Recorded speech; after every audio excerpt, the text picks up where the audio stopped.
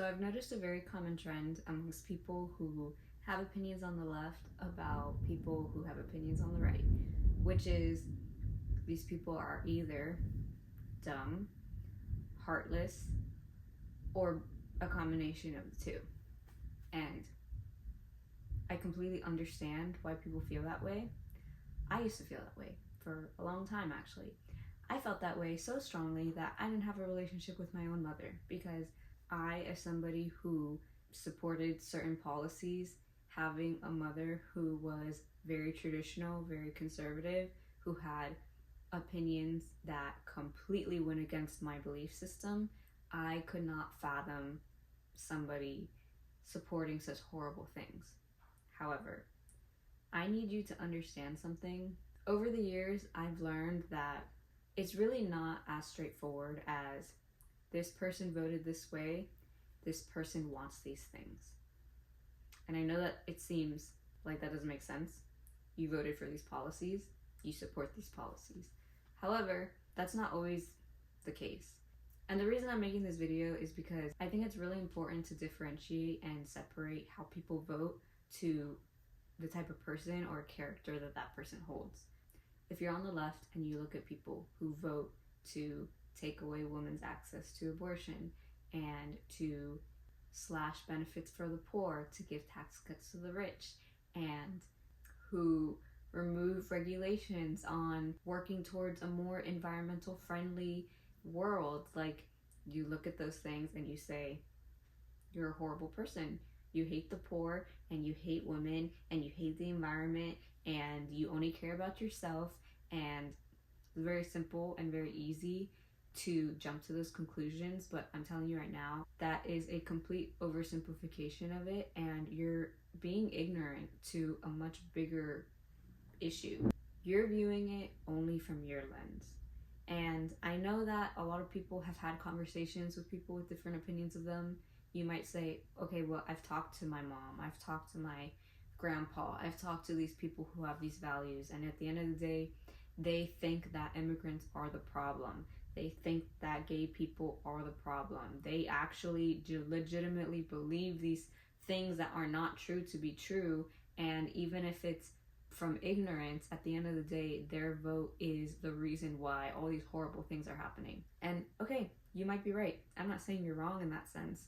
However, these people don't know what they're voting for in a lot of situations. They don't see things the way you see things because they live in a completely different world. And I get it. It's frustrating and it's extremely annoying to say, why is it my job to teach this person how to find out information for themselves? Why is it my job to teach them that they shouldn't believe everything that they see? Okay, yeah, you're right. It shouldn't be your job and it is frustrating.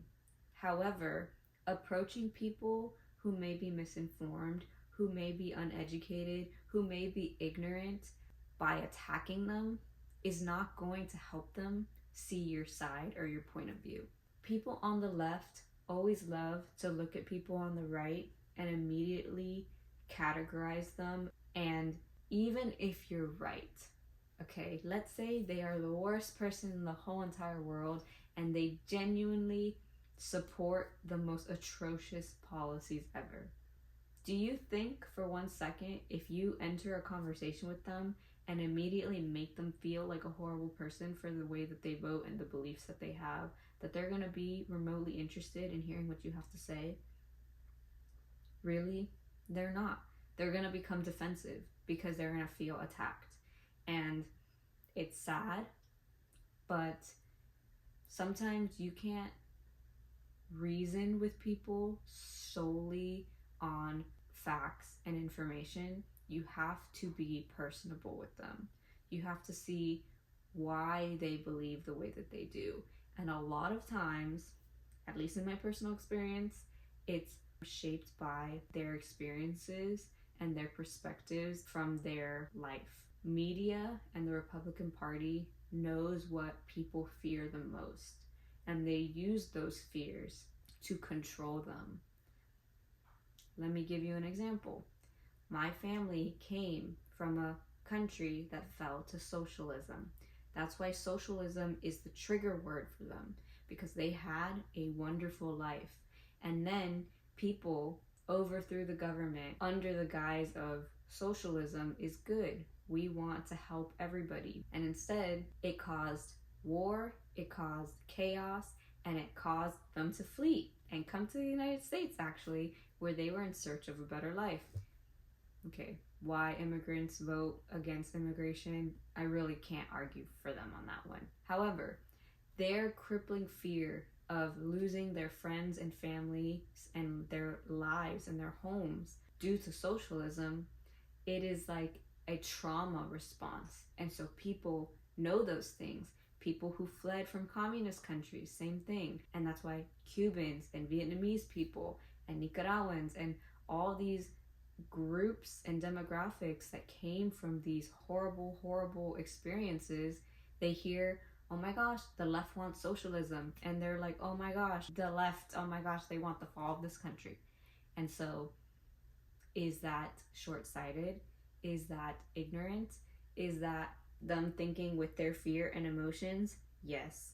But how are you supposed to be able to teach people to look past that and to make them understand that socialist policies, if you even want to call them that, or socialist-like policies, is not socialism? Like, you can't even begin to have that conversation if you immediately approach their real fears and their real emotions with, you're stupid, you're dumb, how could you believe that? Imagine you had very real fears about things that were going on in the country, like we do right now, and somebody came to you with all of that emotion and said, you're dumb. Why do you think that? Oh my gosh, I can't believe you believe that. Hello? Your emotions are real, and maybe yours are rooted in correct information, and maybe theirs are not, or vice versa. How is anybody going to be open to conversation with you if that's the way that you approach them from the jump?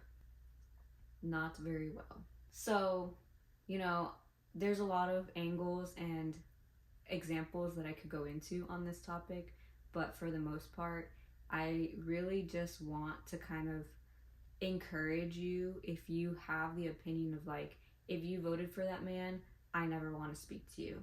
I'm cutting off everybody in my life who voted this way, and things like that. I urge you to try and rethink that kind of perspective and opinion. I understand why you feel that way, and it's hard to separate people who support an administration that has done such horrible things. However, the people who support them, for the most part, don't vote for them for those things. Either they're unaware of all the bad stuff, which is like frustrating, but ignorance may not fully be their fault, or they do know about them, and maybe that part is a little bit harder. However, their fears and their ideas of what may be good about them trump or outweigh the bad in their opinion. And maybe they're valid in their beliefs, maybe they're not, but you're never gonna know from their perspective if you immediately come into a conversation assuming you're right about everything. And let me just add to that, I want to say 9 times out of 10 of all the conversations I've had with my mom in our many years of disagreeing with each other, I have been right 9 out of 10 times. But there have been those times that I've been wrong. Or I can understand her perspective on something that I didn't in the past, and maybe not fully agree with her, but understand where she's coming from and genuinely come to a decision of, I agree to disagree with you on this. Not every policy is like life-changing and blood-boiling to disagree on. However, we only focus on the super controversial ones that the media pushes on us, when the majority of things that people vote for, we would most likely agree on most of the time. So I just want to say, even if you're right 90% of the time, 99% of the time, don't go into a conversation with people who think differently than you with the mindset of, I'm right, they're wrong. I'm going into this conversation to make them agree with me. That's not the way to have productive conversation. Hear them out, approach them with empathy, give them your perspective, and give them the ability to question their belief systems without feeling attacked. A lot of people identify with their political ideologies, and that's why when they're challenged, they feel like they're having an identity crisis. And it's sad that people have done that, because you should not feel pledged to your party. I would want to live in a country where everyone can hold their politicians accountable and say, hey, I'm a Democrat and that Democrat did this bad thing. I don't support them anymore. Hey, I'm a Republican and this Republican did a bad thing. I don't support them anymore.